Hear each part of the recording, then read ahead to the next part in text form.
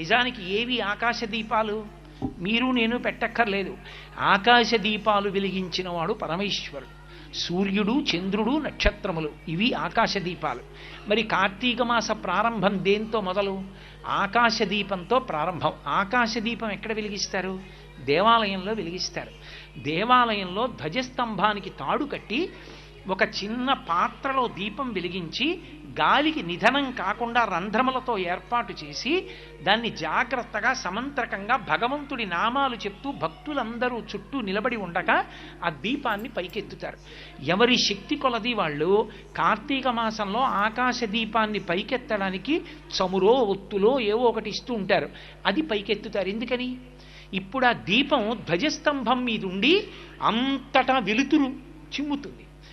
ధ్వజస్తంభం మీదకి ఏదైనా లాగారు అంటే, పతాకాన్ని ఆరోహణం చేశారు అంటే ఈశ్వరుడికి ఉత్సవం అవుతోందని గుర్తు.